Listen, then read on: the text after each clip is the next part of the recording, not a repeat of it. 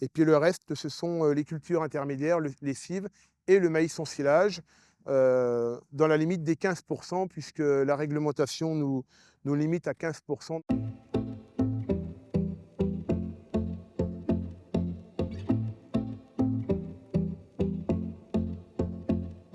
Le maïs en silage, dans la limite de nos 15%, ne pose pas de contraintes particulières, puisqu'on est déjà habitué à avoir une sole de maïs qui est de 130-140 hectares, hein, une centaine d'hectares qui étaient destinés aux troupeaux de vaches laitières.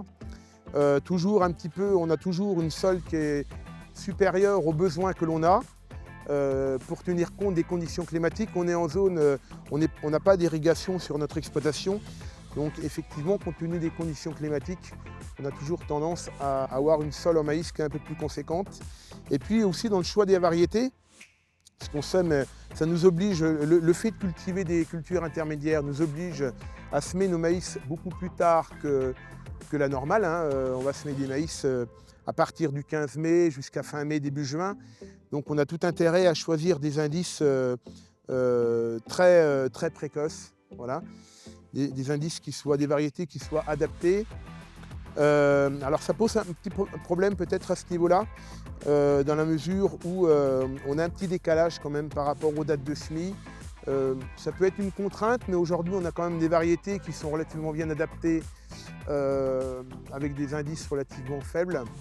Et puis on a malgré tout, on a des conditions météo qui sont certes assez particulières par rapport à ce qu'on a vécu il y a une dizaine d'années, mais malgré tout, on a quand même un petit peu d'eau de temps en temps. On a des maïs qui se comportent relativement bien, malgré le temps sec qu'on puisse avoir. Alors, effectivement, l'intérêt des couverts aujourd'hui, tels que le seigle, est très intéressant, puisque ça laisse une structure de sol qui est très facile à cultiver, à travailler derrière. On travaille en non-labour pour l'implantation de nos maïs dans 80% des cas. Du coup, on a des sols qu'on va travailler, qu'on va fissurer tout simplement, hein. On va travailler avec un fissurateur. Après, on met un coup d'air rotatif pour faire un lit de semences et après, on va semer directement. Et on a remarqué que derrière le seigle, on a une structure qui est déjà bien préparée avec le système racinaire du seigle.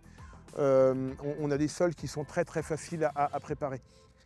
On va incorporer le digestat juste avant la culture du maïs, hein. Alors effectivement, avant on apportait du fumier. Aujourd'hui, on va apporter du digestat.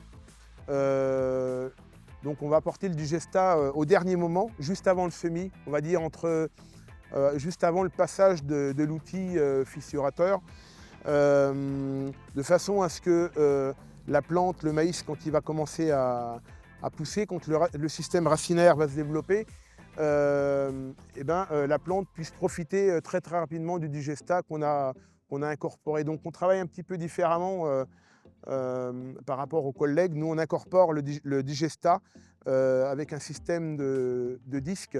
On n'épond pas en surface, parce que j'ai constaté qu'il y avait quand même beaucoup de volatilité. Donc on va incorporer le digestat avec des disques dans les 5 premiers centimètres du sol.